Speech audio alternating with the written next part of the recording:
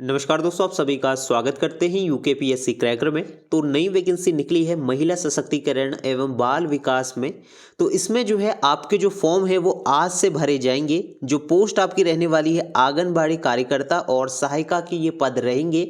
तो कुल पदों की संख्या जो है इसमें 6000 पदों पर ये नोटिफिकेशन जो है निकाला जाएगा।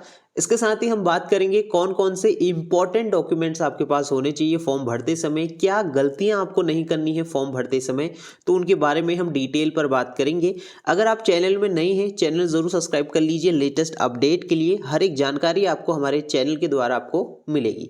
तो इसमें जो है रजिस्ट्रेशन आपको सबसे पहले करना है, उसके बाद एप्लीकेशन जो स्टार्ट हो जाएंगे वो आपके 11 बजे से होंगे। तो अभी हम बात करते हैं कौन कौन से डॉक्यूमेंट आपके पास होने चाहिए। अगर कोई डॉक्यूमेंट नहीं है तो क्या उसका अल्टरनेटिव रहेगा, तो इसके बारे में हम बात करेंगे। तो यहाँ पे आपको वीडियो पूरा एंड तक ज़रूर देखना है। तो इसमें जो मिनिमम क्वालिफिकेशन होनी चाहिए वो सिर्फ 12वीं पास अगर आप हैं तो इसके फॉर्म को आप लोग फिलअप कर सकते हैं।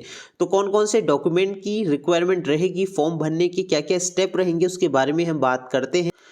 तो यहाँ पे आप लोग देख सकते हैं आवेदन पत्र भरने से पहले क्या क्या चीज़ें आपके पास होनी चाहिए। तो सबसे पहले मैं आपको बता दूं, ये जो फॉर्म रहने वाले हैं ये ऑनलाइन माध्यम से आप लोग इसको फिलअप कर पाएंगे और पंजीकरण जो है आज से शुरू हो जाएंगे और 31। और ये जो वैकेंसी रहेगी परमानेंट बेसिस पर रहेगी, मतलब जब तक आपकी उम्र 60 साल तक नहीं हो जाती तब तक आप इसके लिए मतलब कार्यरत रहेंगे। तो जॉब आपको जो है 60 साल तक मिलेगी। तो ये परमानेंट वैकेंसी रहती है। इसके साथ ही इसमें बात करें क्या क्या दस्तावेज आपको होने चाहिए फॉर्म भरते समय, यहाँ पे आप लोग देख सकते हैं।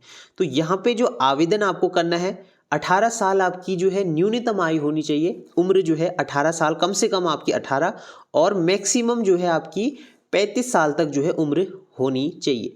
तो इसमें जो है आरक्षण भी जो है दिया जाएगा, मतलब अगर आप एससी कैटेगरी से एसटी कैटेगरी से आते हैं तो उसमें जो है 5 साल की छूट मिलेगी। ओबीसी को भी जो है आयु सीमा में छूट मिलती है। इसके बाद सेकंड जो पॉइंट रहने वाला है कि आपके पास क्या होना चाहिए, न्यूनतम इंटरमीडिएट जो है आपका किया होना चाहिए। तो या तो भारत सरकार द्वारा मान्यता प्राप्त हो या परिषद द्वारा या संस्थान द्वारा, मतलब न्यूनतम आपका इंटर होना चाहिए।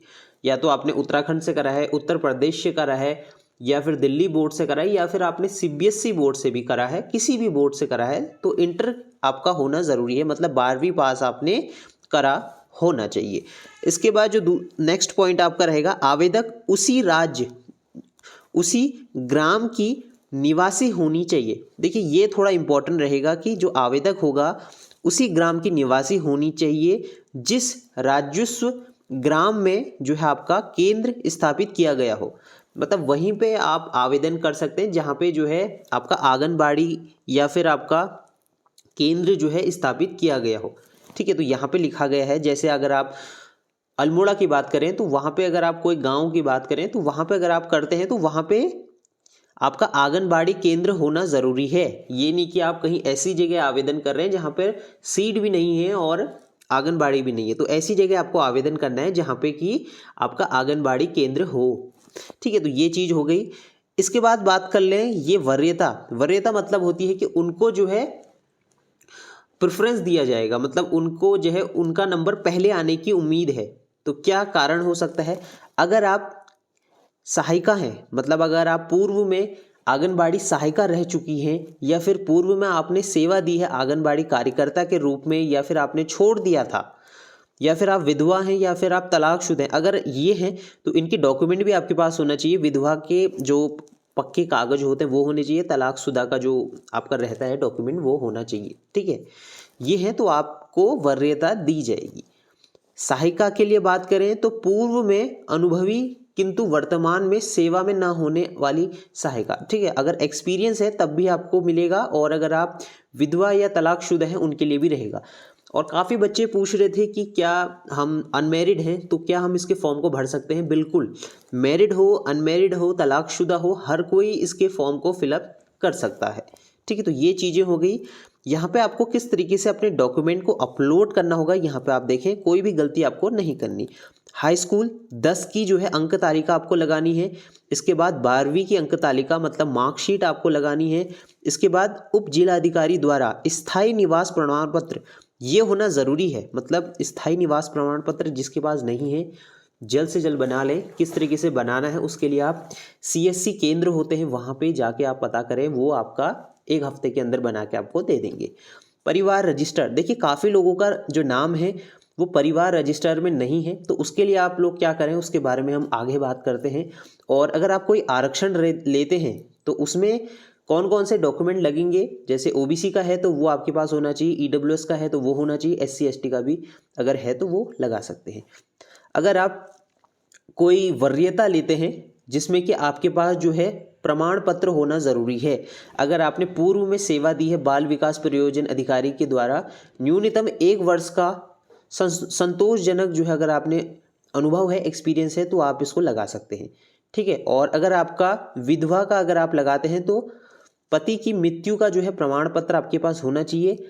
तलाकशुदा लगाते हैं तो जो आपका न्यायालय है, न्यायालय द्वारा जारी तलाक के आदेश की प्रमाण पत्र की जो फोटो स्टेट है उसको आपको लगाना होगा। ठीक है। तो यहाँ पे आपने देख लिया आवेदन हेतु प्रतिबंध, तो किसी एक आंगनबाड़ी केंद्र पर एक ही परिवार की 2 महिलाओं की नियुक्ति आंगनबाड़ी कार्यकर्ता एवं सहायिका के पद पर नहीं की जा सकती। ये भी थोड़ा इम्पोर्टेंट रहेगा। मतलब इसमें कहा जा रहा है कि एक ही परिवार के, अब जैसे क्या होता है किसी गांव का कोई प्रधान है तो अपने बहू को भी लगा देता है, अपनी बेटी को भी लगा देता है, लेकिन ऐसा नहीं होगा। इसमें साफ लिखा है कि किसी एक आंगनबाड़ी केंद्र पर एक परिवार का एक ही जो है सदस्य होगा।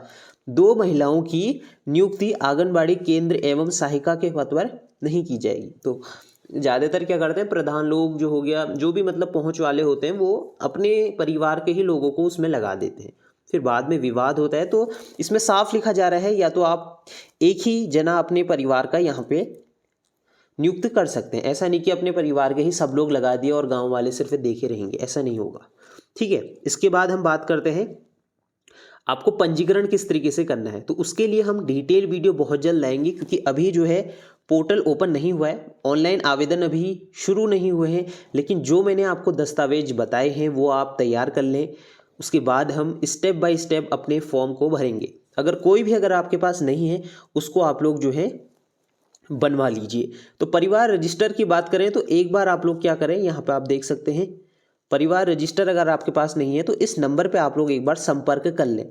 ठीक है। तो ये नंबर आप लोग यहाँ पे देख सकते हैं, इसमें आप एक बार सहायता मांग लें कि हमारे जो है नाम परिवार रजिस्टर में दर्ज नहीं है, तो इसके लिए हमें क्या करना चाहिए। ठीक है। तो इस नंबर पे आप लोग एक बार संपर्क करके, हो सकता है ये नंबर बिजी जाए लेकिन आप ट्राई करते रहें, कभी ना कभी लग ही जाएगा। तो वहाँ पे पूछें कि हमारा परिवार रजिस्टर में नाम नहीं है तो हमें क्या करना चाहिए, क्या इसका दूसरा विकल्प होगा। तो ये अभी हमने बात कर ली कौन कौन से महत्वपूर्ण जो है आपके पास सर्टिफिकेट होने चाहिए। उसके बाद हम बात करेंगे कि फॉर्म आपको किस तरीके से भरना होगा। तो उसके लिए आप हमारे चैनल के साथ बने रहिए, चैनल को सब्सक्राइब कर लीजिए। फॉर्म भरने के लिए हर एक जानकारी, सटीक जानकारी आपको हमारे चैनल में मिलेगी, क्योंकि अगर आपने एक बार फॉर्म फिलअप कर दिया, अगर कोई गलती हो जाती है तो फॉर्म आपका रिजेक्ट हो जाएगा। तो मिलते हैं नेक्स्ट वीडियो में, तब तक के लिए बाय बाय।